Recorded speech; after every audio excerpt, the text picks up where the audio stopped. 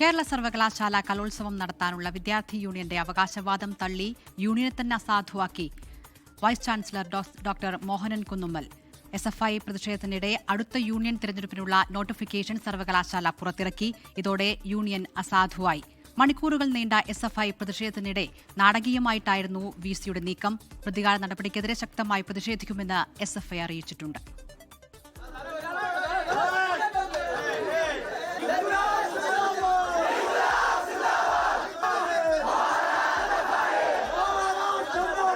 പതിവ് പോലെ പോലീസ് നോക്കി നിൽക്കെ ബാരിക്കേഡുകൾ മറികടന്ന് കേരള സർവകലാശാല രജിസ്ട്രാറുടെ ചേംബറിന് മുന്നിലെത്തി SFI പ്രതിഷേധം.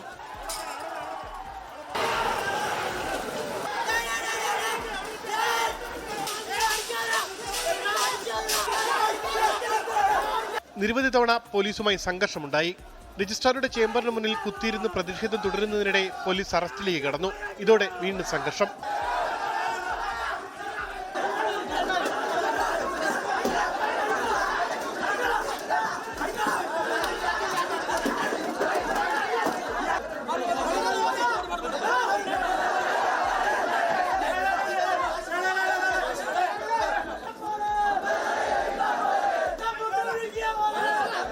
കന്റോൺമെന്റ് പോലീസ് സ്റ്റേഷനിലേക്ക് SFI മാർച്ച് നടത്തി.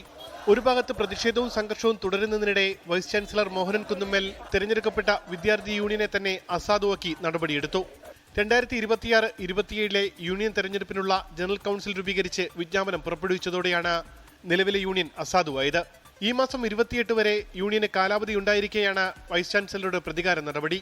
ജനാധിപത്യപരമായി വിദ്യാർത്ഥികൾ തെരഞ്ഞെടുത്ത ഒരു യൂണിയനെ അതിനെ പൂർണ്ണമായും ജനാധിപത്യ വിരുദ്ധമായി ഇന്നിപ്പോൾ തള്ളിയിരിക്കുകയാണ്. അതിൻ്റെ അവകാശങ്ങൾ, കലോത്സവം നടത്താനുള്ളത്, അതിനെ തുടർന്ന് സർവകലാശാല പരിപാടികൾ നടത്താനുള്ള എല്ലാ അവകാശങ്ങളും റദ്ദ് ചെയ്തുകൊണ്ടാണ് അദ്ദേഹം പ്രവർത്തിച്ചുകൊണ്ടിരിക്കുന്നത്. ഇതോടെ സർവകലാശാല കലോത്സവം നടത്തിപ്പും പ്രതിസന്ധിയിലായി. 24 തിരുവനന്തപുരം.